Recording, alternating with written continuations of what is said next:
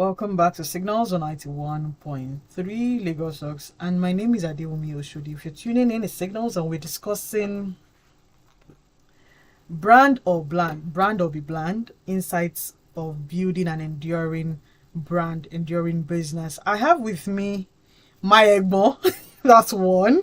Number two, a respected business builder, public speaker, writer, and leader in the marketing and advertising industry of the sub-Saharan Africa with 30 plus year track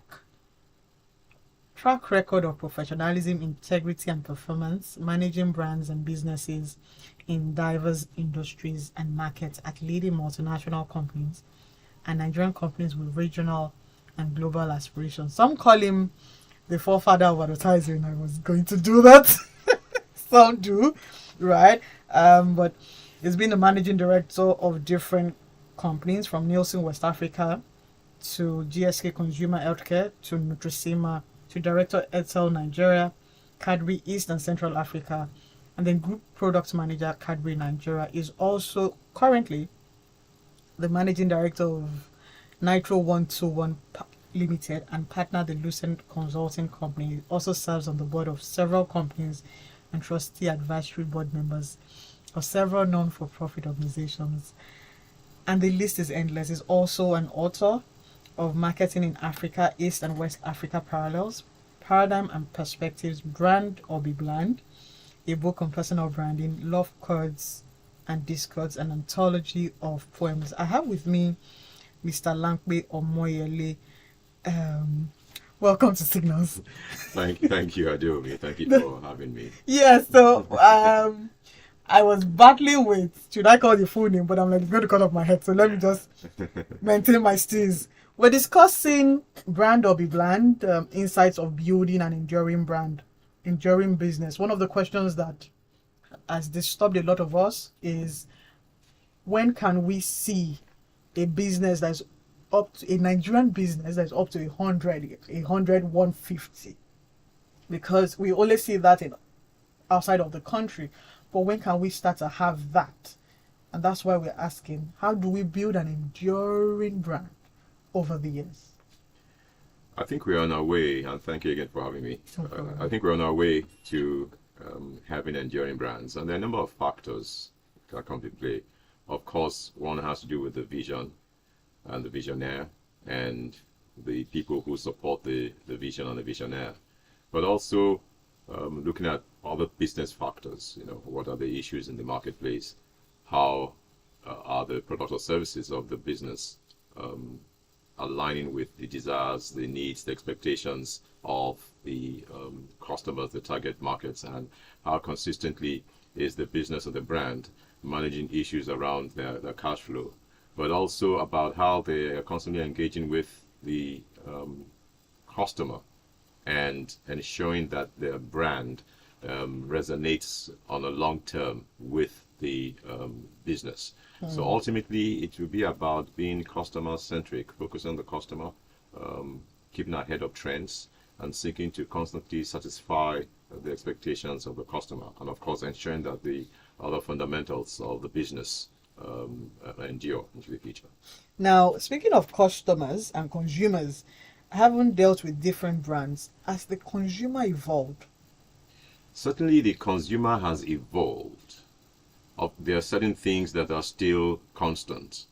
One of the constants is that the customer or the consumer seeks value for money all the time. So that's a constant. But the expectations have evolved over time. Today's consumer, compared to perhaps 30, 40, 50 years ago, is more demanding. Right. Then secondly, they are also seeking for an increased level of personalization. Customers want to feel that a brand or a business is treating them with a certain unique attention. Okay. And then there's a trend about convenience. Increasingly, consumers or customers are looking for more convenience. And with the advent of technology in the past 20 or so years, especially social media, digital marketing, and access, customers believe that they should be reached in terms of convenience much more quickly than before. So the customer is evolving, but the constant is they're definitely looking for value for money. If we say value for money and then their demands and then they want convenience, a business owner is looking at, how do I meet these three? You want value for money, you still want to be king, and then you still want convenience. That's a lot for the brand. That's a lot for a business.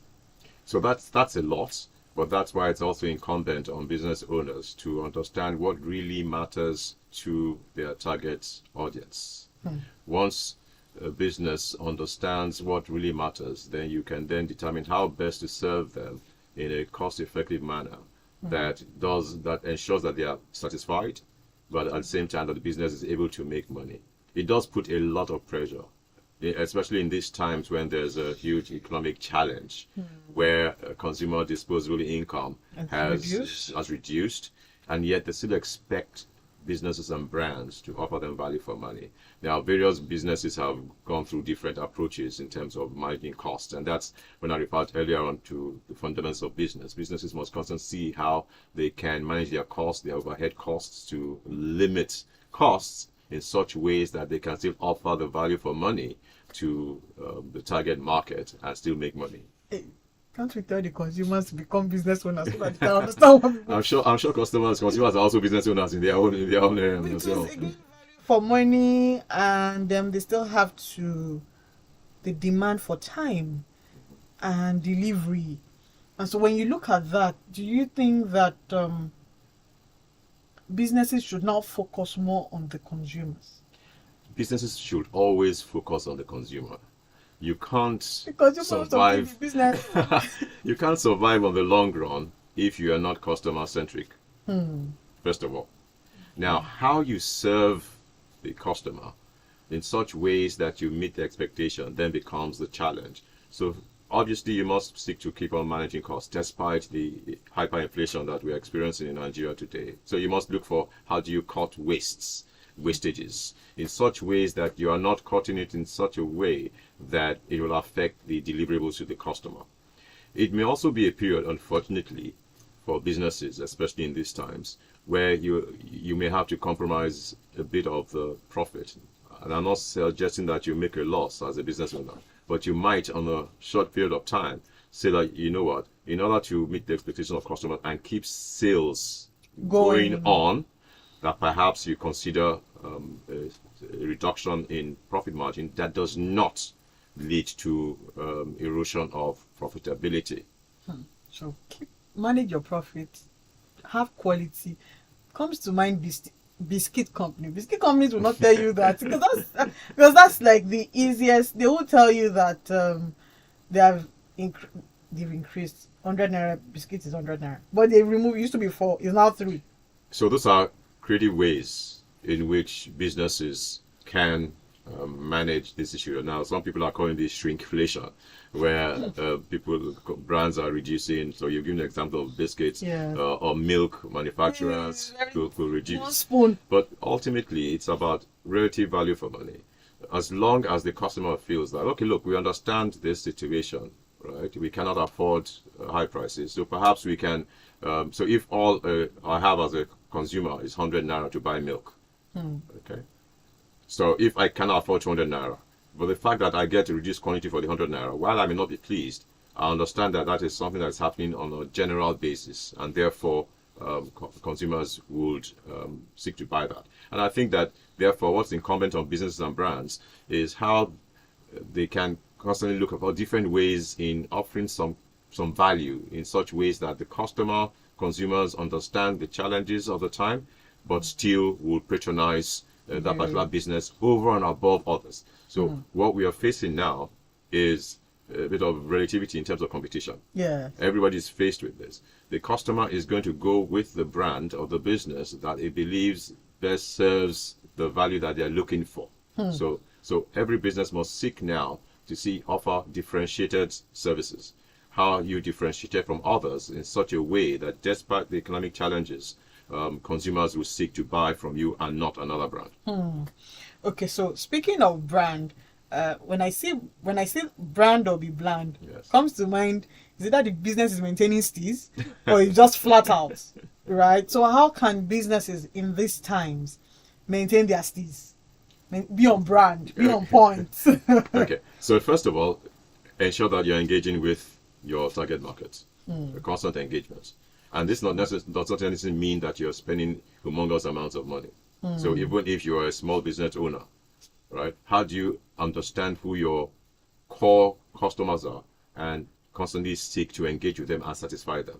The beginning point of steez or of branding is that you're constantly engaged with the target market and making every moment of truth, every moment of interaction, one of magic, and making them happy with you. That's the first point. So engagement is important.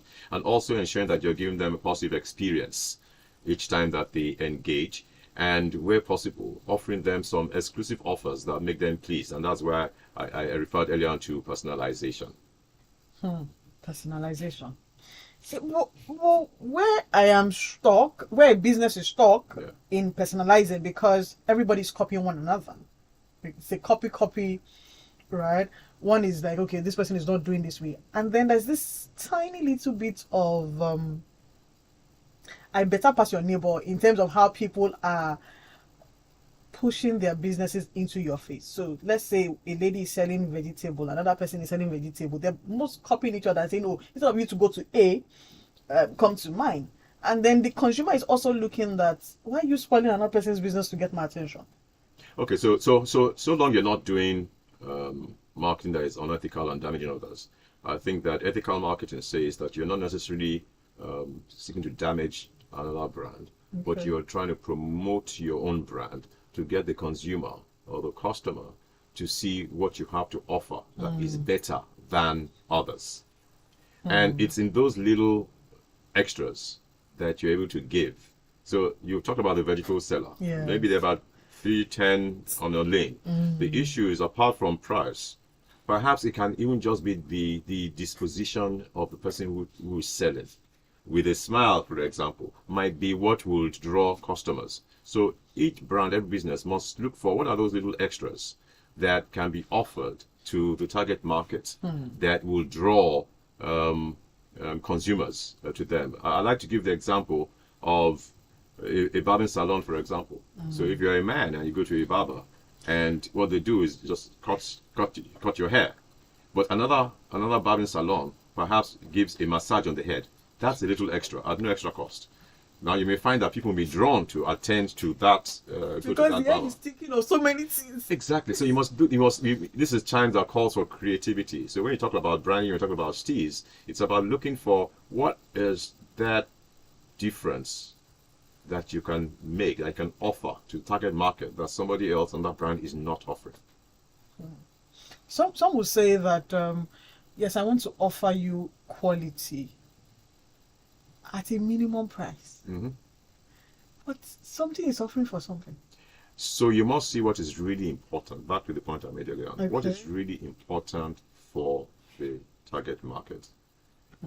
For any category of business, there could be 10 things that are relevant, but they may not all have the same level of importance in the mind of the customer. So you need to understand, and that's why understand the customer, being customer centric, is extremely important if you're going to build a strong business, a strong brand. And so you may find that of those 10 attributes, maybe there are 2 or 3 that are really, really important to the customer. Focus on those 2 or 3 and give them the value from those 2 or 3. And you perhaps can then cut out the other 6 or 7 that are not so significant in the minds of the customer. Customer is very, very... The customer is important. And without the customer, there's no business that can survive on the long run. And this is not to say that you do not be conscious about your costs. It just means that you need to understand what really is important for the customer and give them that desire without impacting upon your bottom line. Okay, so far, I haven't managed different brands and different businesses and haven't observed what makes businesses bland. Yeah. Okay, businesses are bland when they do not understand their customers and do not engage with their customers on an ongoing basis. There's communication that is important in building brands.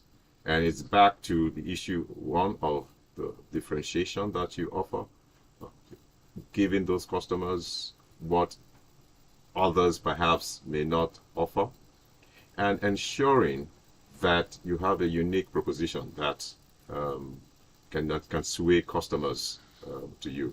Now, if you're not communicating with customers, if you don't have a strong, unique proposition, if you don't have differentiation, then ultimately you will be bland. If you are not authentic in your brand itself, if you, as you referred to earlier on, if you choose to just copy every other person and become a clone, then you will be bland. If you're not consistent in your relationship with the customer, in the things that you do, in your brand positioning, then you run the risk of being bland. If you're not credible, you don't build brand credibility, that is, you are not trustworthy, then you'll be bland. Aha! That shall not be bland. A Signals on 91.3, we're discussing building an enduring brand and how not to be bland. But speaking of which, sometimes a business can be making money. Yes. And they feel they're on brand, but yet they are bland. I think on the short term, a business can make money without building a strong brand. But we're speaking here about an enduring brand. Yes. An enduring brand. If you are not building your brand in one way or the other, on the long run, you're not likely to survive. And I'd just like to reiterate that it is not about spending humongous amounts of money, necessarily. It's about how do you keep on constantly engage with the customer, let them know that you're there for them, and that you're giving them positive experiences on an ongoing basis. And that speaks again to issues around consistency, and that you're credible, you're offering excellence, you're meeting them at their point of needs on an ongoing basis in a differentiated way.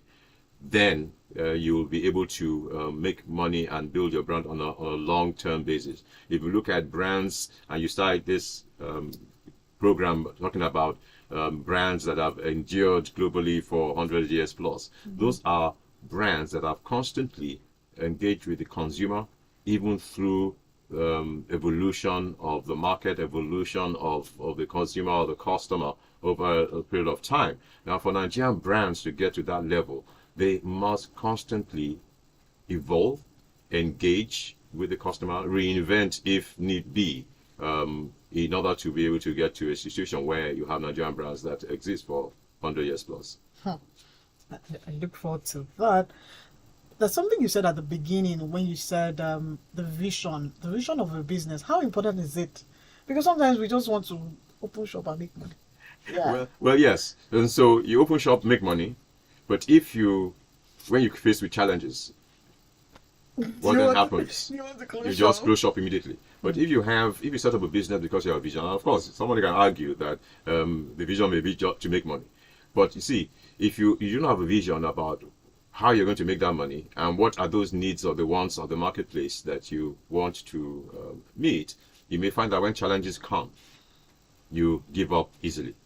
So that's why vision is really important. At least have a sense of what you would like to achieve with the business. What are those needs and wants that you are addressing in the marketplace that will ensure that even when challenges come, you don't give up easily because you have a vision that's propelling you. Do you think that this inflation, in Nigeria, whatever goes up doesn't come down?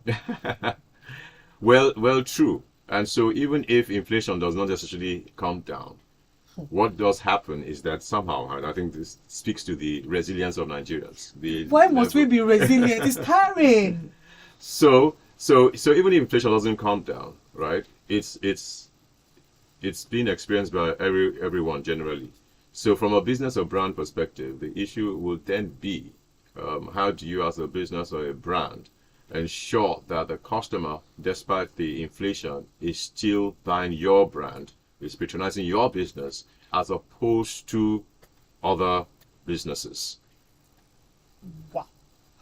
Okay. The Signals on 91.3, and we're taking life lessons from Lampe Omoyele. If you have questions, comments, you can call us 0809 234-5913.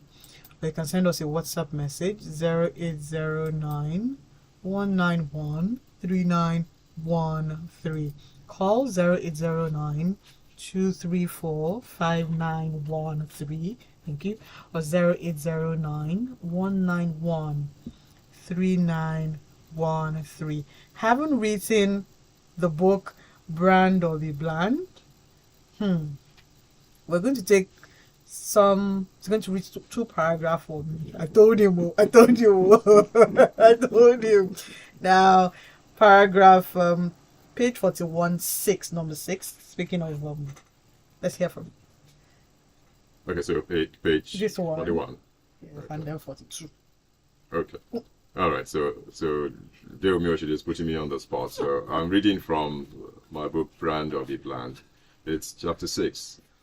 It's titled Boldness, Walking Your Differentiated Path with Courage. Boldness is the ability of a brand to live out its values or beliefs in spite of obstacles. Without boldness, it will be difficult for a brand to live up to its positioning, essence, and values. Authenticity and differentiation require focus and staying the course in order to grow brand equity. And there are two quotes in the book. First is Maya Angelou. It says, continue to grow courage and develop courage, the most important virtue. Because without courage, you can't practice other virtues consistently. And there's a quote from the Nike brand, believe in something, even if it means sacrificing everything. I'll take the second one. Then we'll talk about it. Okay. Reflecting on these quotes, I recall decades ago in secondary school, while writing an examination in Yoruba studies, and it was evident that I was struggling to the invigilator, who was a senior student, who offered to assist me, but I declined. He mocked me that I would fail the paper, and I responded that it would be a sin to cheat, and that I would rather fail than cheat. Okay, that's the end of the book. And in the first draft, by the way, I did put, even though I took it out, that I did fail that exam. He's Yoruba now. And until he left the school, he kept on, anytime he saw me, he would call me a nickname. He called me a nickname and says, it's a sin. Okay, now speaking of boldness, Yes. right, to be a Nigerian at the moment is bold. You need boldness, yes. To be a Nigerian, and for a business starting out or still maintaining their time is bold, because every time everybody's telling you shut down. So how do you not shut down? And by the way, shutting down does not necessarily all the time mean failure. Okay. Or meaning that you don't have courage. Okay. Okay, so let me state that. I think there may be times when a business or brand, having assessed the situation, assessed what have you done, winning may actually say, shut down. Or sell. Pause, reboot. So I don't think necessarily that's a failure if a business shuts down. It all depends on the circumstances and the decision process that leads to that. Now, having said that, if you have done an assessment of the business situation and believe that there are things that can be done to keep driving the business, then do those things with courage. But that has to be from a point of having assessed the state of the business, state of the economy, and see whether that line of business is one that is useful to continue to progress. So, but regardless of whether you decide to shut down, because it also takes courage to take a decision to say, you want to shut down. It is time to move. Okay. You definitely need courage in business. Hello, good morning. Good morning. Your name or where you calling us from? My name is Chukwuemeka. I'm calling from Lagos, Nigeria. Okay. Yeah, can you hear me? Yes, we can.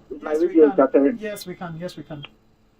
Okay, yeah, so I'm calling to talk with Mr. Lampe Omoyele. Go ahead. Good morning, Mr. Omoyele. Good morning. Yeah, so my question is, so someone who is trying to build a personal brand in a particular line, let's say maybe someone who is a media person into publishing, but yeah, working in a different industry, like furnishing, furniture making. And but yet, most people know you for a particular thing, yet you're working in a different industry. Now, I'm asking regarding concerning authenticity, because I read your book, Brand and Be Brand, and Thank you. like what you've been saying here, anytime anyone should meet you as a brand, even as a business, they still have that positive experience. So does it really matter whether you're trying to forge a personal brand in a different space, yet you're working in a different industry? Would there be a conflict? Do people say, okay, this person is not being authentic, this person is not being true, or it doesn't really matter? You can still forge your own personal brand in the direction you want, or you must always try to align your personal brand within the industry in which you find yourself. Thank you very much. Thank you for the question, and thank you for having bought and read the book. And your question is pertinent, and is one of the things that the book advocates, and what I say, that personal branding goes beyond what you do. It transcends what you do. It has more to do with who you are. Personal branding, the personal brand is a combination of the skills that you have, the values that you hold, and the personality that you have. So you need to go beyond what you do. So even if you're choosing to go into another line of business, it does not mean that your personal brand necessarily changes. It is then who you are and how you do the things that you do. So, and that's why one of the things that I say in the book is that your personal brand should go beyond your title, your designation in the office. And so I actually find it interesting at times when I see on, say, LinkedIn, people's brand designation is that they were former XYZ, right? But it should transcend. It should go about you. Who are you? How do you behave? What stories can be told about you? So even if you're going to different lines of businesses, how you are, how you position yourself. Are you a person of excellence? Are you a person that can be trusted? What are the values that you hold dear? That's really what your brand is. So think about your personal brand as the skills you have, the values you hold, your personality, how you relate with people, how you sing, and how you like to be seen. And those are the things that compose a personal brand. It goes beyond, it transcends what you do. Okay. That's important, but it transcends what you do. Because sometimes I find it, and thank you very much, I find it very confusing because everybody wants to know you for a certain thing. But then you want to evolve, right? And it's almost like everybody knows me for this. Do I stay here or do I move? So you can evolve in terms of what you do. That still speaks about what you do. You can evolve. But then how do you do those things that you do? What are you known for, right? So if for example, one of the things that you hold here in your personal brand is you want to be known for timeliness, all right? It doesn't matter what field you're go in. It means you're authentic, that you want to be known for timeliness. If you want to be known for excellence, regardless of what you're doing, you want to be known for that excellence. Yes, I accept that maybe perhaps you were an engineer before, and you now go into broadcasting. Okay, so that's why that's why some will say engineer turned banker, turned this, turned that. So they do that to describe based on a profession. Okay. But beyond that profession, who is that person? And that's one of the things that I'm trying to advocate for, right, in writing the book, that those are important. They're components of a brand. But the brand is not only what you do. It's a combination of the things that you do, your personality, the relationship that you build, and how you do what you do. How you do what you do.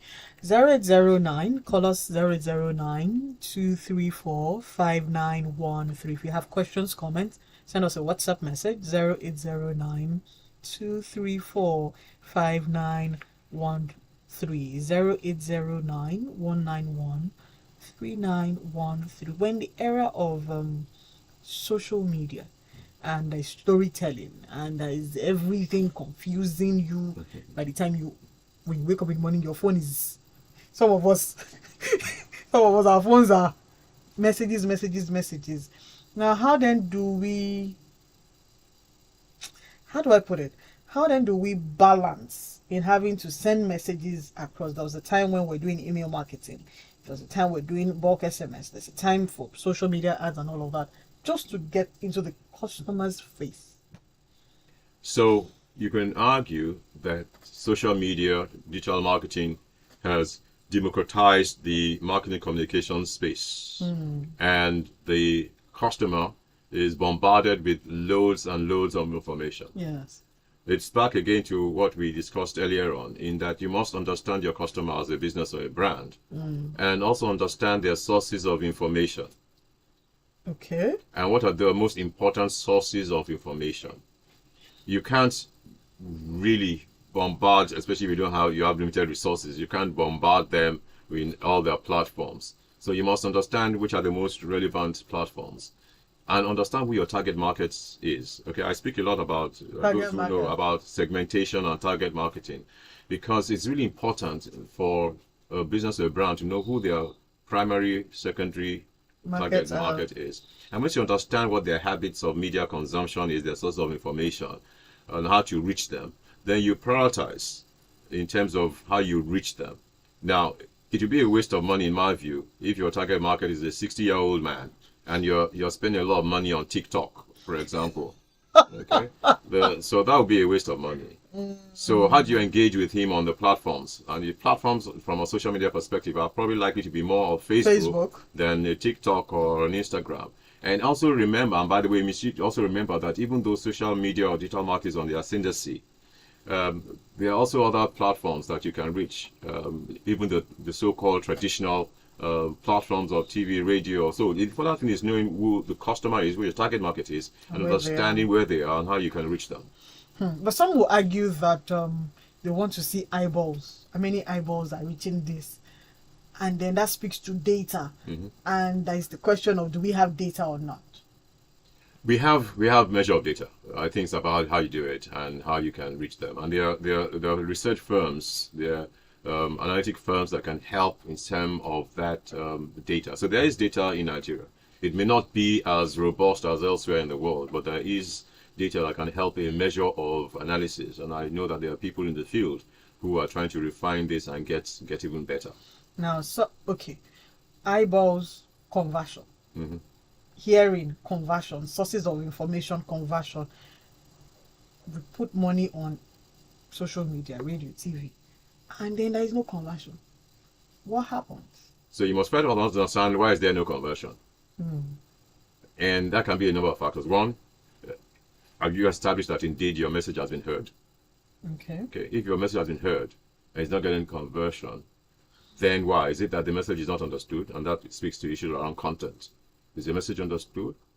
If your message is understood and not being converted, is there something that somebody else, another business or brand, that is offering that is driving their business as opposed to you? So you do need to understand the value chain, understand why, as opposed to just doing things for the sake of doing it. You must understand if you're going to get results.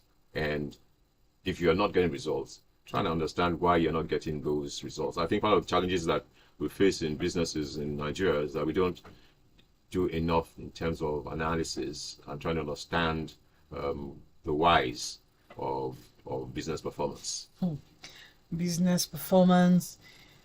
Back to, no, I try not to be naughty, but back to the era of where we're not conversing and converting the monies that we spent on a campaign for the customer. What then would you say that is the overall experience of a customer, having heard all the messages, having been bombarded? So if the overall message, and ultimately at the end of the day, the relationship between a business and a customer is supposed to be an exchange of value. Okay, the business is giving value for the product or service, and when the customer pays, they are giving value.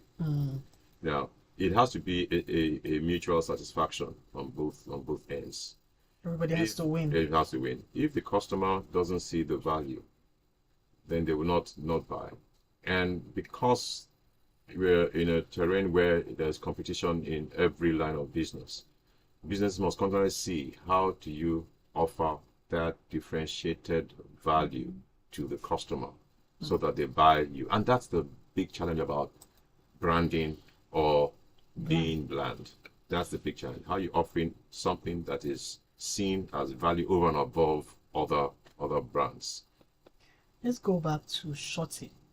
What do you think would be a proper decision for someone saying that, okay, I'm not doing this business again, or it has outlived what we created it for? Because some businesses are shutting down. Yes. Some are saying that AI is taking. There's the issue of AI. There's the issue of no money, and sometimes the business has just outlived their time. So that is true. The customer may have moved on, as I said, evolved, and that product or service is no longer relevant. So you need to assess if that business line is no longer relevant into the future, and that there's no money to be made. So that's one way to think about it. Two, you need to also assess if have you been leaking money, so to speak. Have you been losing money over a long period of time? And you've assessed that your balance sheet and your cash flow is not sustainable into the future. Those are things that can determine. But until you do that analysis, when you've done the proper analysis, and then you might take that decision.